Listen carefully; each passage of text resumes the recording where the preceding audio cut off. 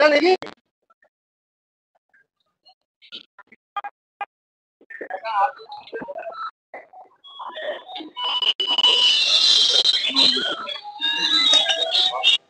Hello, हाँ जी sir.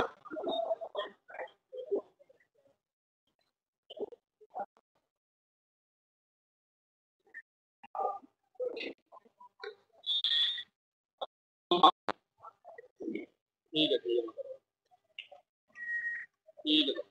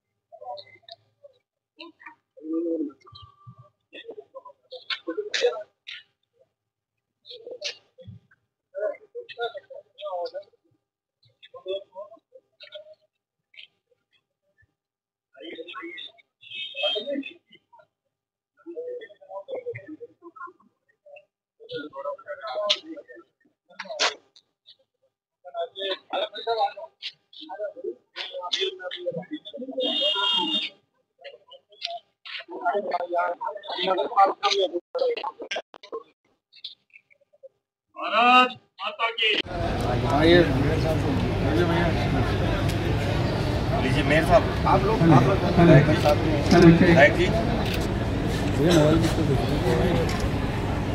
ये किसका है यार?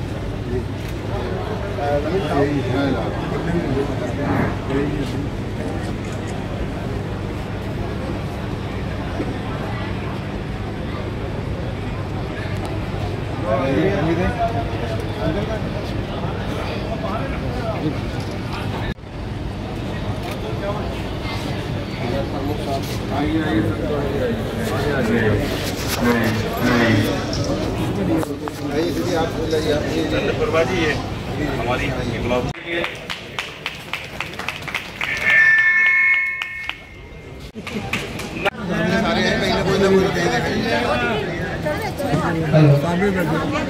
कोशिश करूंगा कि मुझे आज मोदी जी की जीवनी के ऊपर बोलने का एक अवसर मिला है, प्राप्त हुआ है।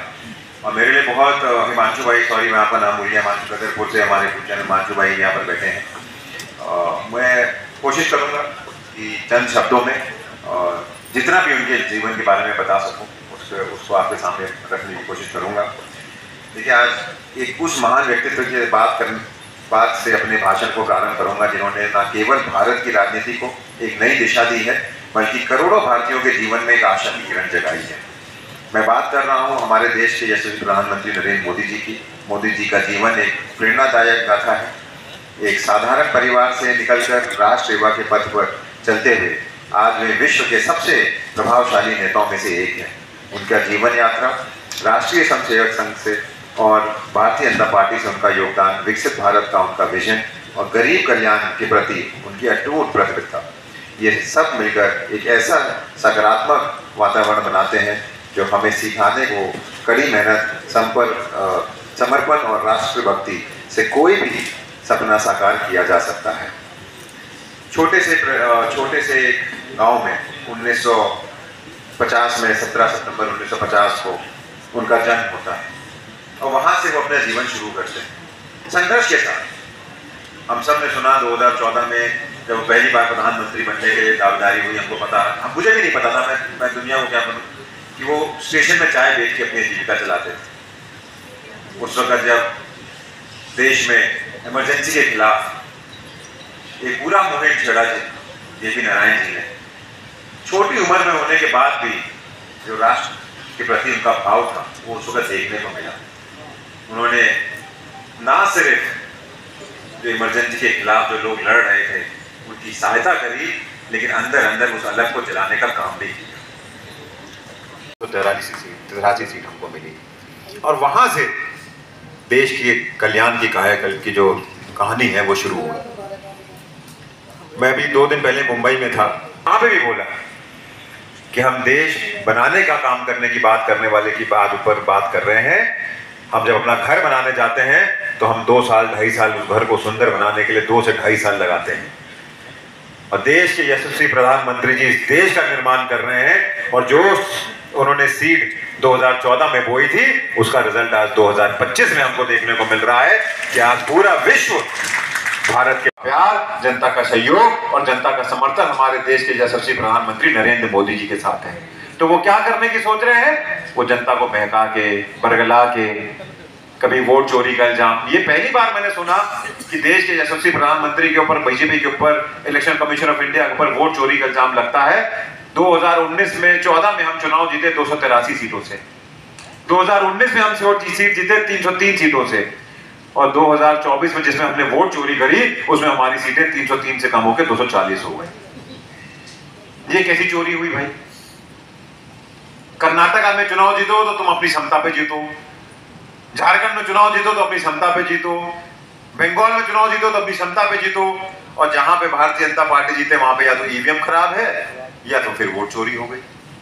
कि आप ही के राहुल गांधी जी को स्पेशली याद दिलाना चाहूंगा कि आप ही के स्वर्गीय पिताजी जो देश के प्रधानमंत्री थे, राजीव गांधी जी, उन्होंने मंचों पे ये बात कही थी कि जो बैलेट पेपर से वोटिंग होती है उससे बड़ी चोरी देश में नहीं हो सकती।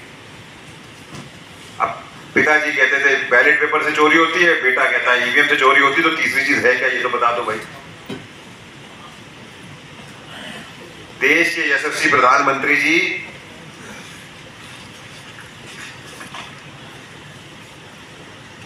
आज मैं सितारगंज से विधायक हूं और मुझे इतनी खुशी होती है जब मैं आज गरीब लोगों के बीच में जाता हूं। एक समय ऐसा था 17 के समय में जब पहली बार विधायक बना था कि मेरे घर में 40 से 50 लोग रोज स्वास्थ्य की एप्लीकेशन लेके खड़े होते थे कि हमको आर्थिक सहायता दिला दो। सबसे बड़ी स्वास्थ्य योजना किसने चलाई?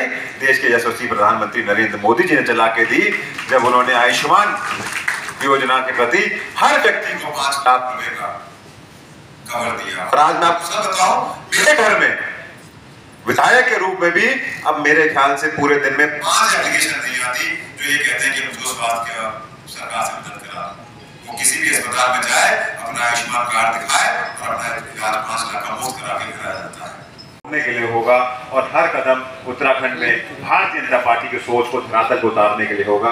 मैं पुनः आप सबका बहुत बहुत धन्यवाद करते हुए अपनी बात को यही विराम करता हूँ। एक बार मेरे साथ जोरदार जयकारा रहेगा। भारत माता की, भारत माता की, वंदे वंदे। बहुत बहुत धन्यवाद।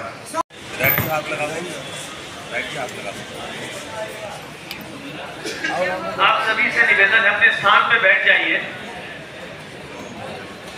अब मैं निवेदन कर लाल बहादुर शास्त्री जी हमें पूरा सेवा पखवाड़ा चला रहे हैं। कोशिश यही है कि जन जन तक हमारी जो माननीय प्रधानमंत्री की सोच है, भारतीय जनता पार्टी की पॉलिसी है, उनको पहुँचा सके और जन सेवा जो माननीय प्रधानमंत्री जी है उसको करने की पूरी जगह है। आपने सेवा पखवाड़े के 24 जनवरी में काशीपुर पहुँचा हूँ। यहाँ पर हमने माननीय मोदी जी की जीवनी के ऊपर मुझको बात करने का मौका मिला और हमने जनता को यही बताने की कोशिश करी है कि कठिनाई के साथ उन्होंने अपना जीवन व्यतीत किया और उसके बाद देश के सबसे प्रमुख संवैधानिक पद हैं उन्होंने अपनी सेवा दी, चाहे वो चीफ मिनिस्टर के रूप में गुजरात में रहे, चाहे वो पिछले 11 साल से प्रधानमंत्री के रूप में देश की सेवा कर रहे हैं।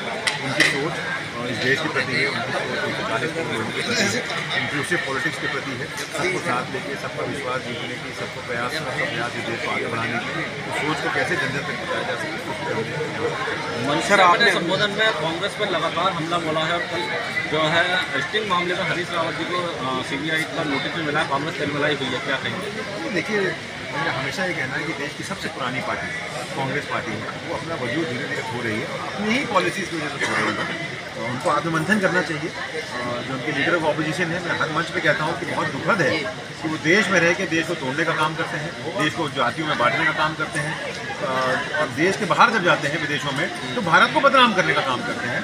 आज मुझे बहुत दुख के साथ ये कहा मैंने मंच पे कि जब पाकिस्तान है UNSC में जब उसने अपनी बात उठाई तो उसने माननीय राहुल गांधी जी को कोट करा वहाँ पे कि ऑपरेशन सिंदूर के ऊपर सवाल उठाने वाले पाकिस्तान नहीं, देश के अंदर देश की ही प्रमुख पार्टियों के लीडर ऑफ ऑपोजिशन से लेकर इंडी ग्रुप के अलायंस सारे लोगों ने उठाई और उसको पाकिस्तान ने कोट किया। ये शर्म की बात है हमारे लिए कि देश के अंदर देश से ऊपर कोई भी नहीं है। अगर देश की बात आए तो कहीं ना कहीं सबको एक होकर देश को आगे बढ़ाने की बात करना चाहिए, देश का सम्मान बचाने की बात करना चाहिए। और कांग्रेस लगातार देश की जनता को भड़काने का काम कर रही है। पहले वो संविधान बचाओ यात्रा चलाई गई, देश ने उसको भी ना मानते हुए अगेन फिर से प्रधानमंत्री जी को चुना 2024 में। उसके बाद वोट चोरी यात्रा चलाई जा रही है। तो देखिए उनका गोल शिफ्ट होता रहता है।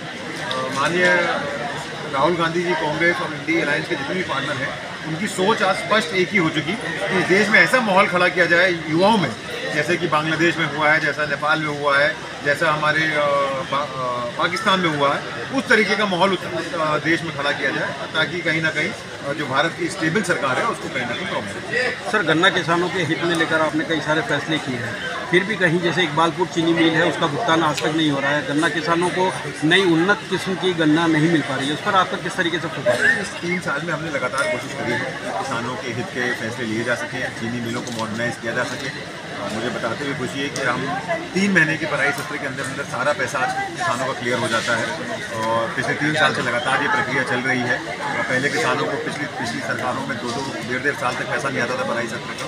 उसी के साथ साथ हमने पहली बार उत्तराखंड में मॉडर्नाइजेशन का एक फ़ंड खुलवाया है, अलग से हेड खुलवाया है फाइनेंस डिपार्टमेंट में, जो कि आज तक उत्तराखंड में नहीं था।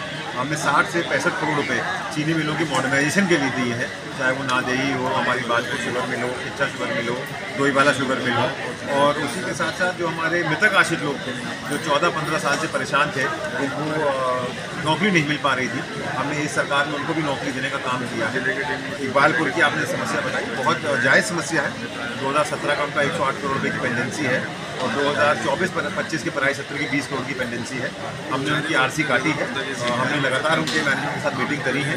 अभी 3 दिन पहले भी एक मीटिंग हमारे सचिव ने उनके सारे मैनेजमेंट के साथ की है और 1 हफ्ते के अंदर हमने उनसे एक पूरा डिटेल मांगा है कि आप ये पैसे की पेंडेंसी जो है कैसे क्लियर करेंगे। अगर आप हमको बता देते हैं और आप जो 20 करोड़ की पिछले साल की पेंडेंसी है, अगर आप उसको पराई सत्र होने से पहले क्लियर करेंगे तो ही इस साल हम उनको काटे देंगे, वरना हम इकबालपुर को कोई भी काटा इशू नहीं करेंगे। सर, लगातार 4 धाम यात्रा चल रही है, पशुपालन विभाग आपके पास है, खच्चर आज भी चल रही है, इस मॉडर्नाइजेशन ज़माने में भी खच्चर का इस्तेमाल किया जा रहा है। क्या हम आधुनिक भारत में होते हुए इन खच्चर का इस्तेमाल कर रहे हैं, कहाँ तक उचित मानते हैं? 1000 लोगों को रोज़गार उपलब्ध कराने का भी एक तरीका है। खच्चर जो है उत्तराखंड के लोगों के ही है और उसके माध्यम से बहुत बड़ा रोज़गार उनको उपलब्ध होता है। पिछले अगर आप साल का उठा लीजिए तो हेलीकॉप्टर ने लगभग 70-75 करोड़ की आमदनी करी थी, लेकिन घोड़े खच्चरों ने 101 करोड़ की आमदनी करी। तो बहुत लोगों का रोज़गार और बहुत लोगों का घर उससे चल रहा है। वो जो पर्वतीय आपको पता है कि जो केदारनाथ ट्रैक है वो बहुत मुश्किल ट्रैक है, 17 किलोमीटर का जो ट्रैक है और वहाँ पर जो यात्री हैं उनको एक सुविधा के रूप में घोड़े खच्चर के रूप में उनको चलाया जाता है। लेकिन मैं प्रधानमंत्री जी का धन्यवाद करता हूँ कि आपने मॉडर्नाइजेशन की बात करी और 4000 करोड़ से हमारे केदारनाथ धाम के लिए सोनप्रयाग से एक रोपवे बनाया जा रहा है, जो कि मुझे लगता है बहुत जल्द 2 से 3 साल के अंदर बनकर तैयार हो जाएगा और उससे हमारे यात्रियों को सुविधा मिलेगी। तो आधुनिक तकनीक से किस तरह जोड़ने का सरकार जो है कार्य कर रही है पशुपालन क्षेत्र? देखिए, हम लगातार जो है पशुपालकों को जो है कोशिश हमारी यही है कि जो हमारे सबसे पहले तो जो हमारे पर्वतीय ज़िले हैं वहाँ पे ज़्यादातर जो लोगों की रोज़गार है या ज़्यादातर लोगों की जो चल रहा है, जीविका चल रही है, वो पशुपालन से है, कृषि से है, हमारे हॉर्टिकल्चर से है और हमारे दुग्ध पालन और हमारे मत्स्य पालन से है। तो पिछले 3 साल में हमने कोशिश यही करी है, चाहे वो गोट वैली के माध्यम से हम लोगों को जोड़ पाएँ। हम अभी तक 2800 से ज़्यादा परिवारों को हमारे 13 पर्वतीय और जो 10 पर्वतीय ज़िले हैं उसमें गोट वैली के माध्यम से जोड़ चुके हैं। उसी के साथ साथ हमने कुक्कुट वैली पालन शुरू किया। हमने अलग रूप में सब्सिडीज़ ला के लोगों को एडवांटेज देने का काम किया है। अभी भी आप देखिए, जो हमने जो पिछली कैबिनेट हुई थी, उस कैबिनेट में हमने जो 10 पर्वतीय ज़िले हैं उनमें कुक्कुट पालन के लिए हमने अलग से एक सब्सिडी दी है, क्योंकि उनको ट्रांसपोर्ट एक्सपेंस बहुत ज़्यादा पड़ता था, जिसकी वजह से उनकी फीड का पैसा बहुत ज़्यादा हो जाता था। तो हमने वो सब्सिडी देने का काम किया है। मत्स्य पालन में आप देखिए, हमने जो जिस विभाग का बजट टोटल में 60 करोड़ था, इन 3 साल में उस विभाग का बजट हमने 270 करोड़ रुपये क्रॉस कराया है। हमने मत्स्य पालन के माध्यम से लगभग 1600-1700 परिवारों को रोज़गार से जोड़ा है।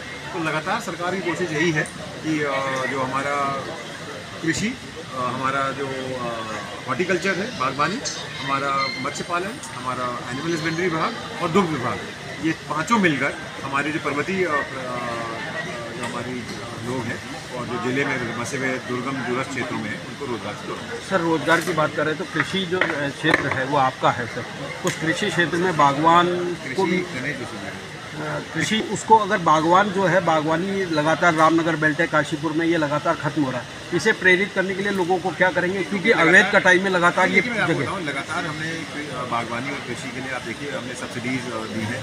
80 से 85% की सब्सिडीज़ पॉली हाउसेज में हमारे जो किसान भाई उनको दी गई है।